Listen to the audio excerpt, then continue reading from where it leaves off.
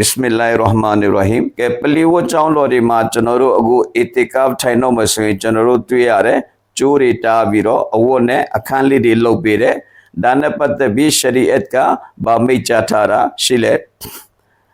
အီတီကာဖ်ဝင်ဖို့အတွက်ပလီရဲ့တောက်တနေရာမှာအဝတ်နဲ့အခန်းပြုလုပ်ခြင်းဟာမုစတာဟဘ်ဖြစ်တယ်ဒါဟာဘီဒအတ်မဟုတ်ပါအဲ့ဒီလိုပြုလုပ်ခြင်းအဖြစ်လုံခြုံမှုလည်းရှိတဲ့အပြင်အခြားအကြောင်းလည်းများစွာရှိတယ်သို့တော့မိုတကစ်အီတီကာဖ်ထိုင်တဲ့ပုဂ္ဂိုလ်တဦးတယောက်အတွက်လိုအပ်တာချက်ကိုပို့ပြီးတော့နေရာယူခြင်းတော့မပြုရဘူးနမာဇ်ပြုသူများကိုလည်းအနောက်ရှက်မဖြစ်စေရဘူးတမန်တော်မြတ်ဆလ္လာလာဟူအလိုင်ဝါဆလမ်ကိုတော်တိုင်ဖြာနဲ့တော်၎င်းတူရကီရွက်ဖြင့်တဲနဲ့တော်၎င်းအဲ့လိုကာယံပြီးတော့မှအီတီကာဖ်ဝင်တော်မူလေရှိခဲ့တယ်မီရကတ်ချန်အတွဲလေးစာမျက်နှာ329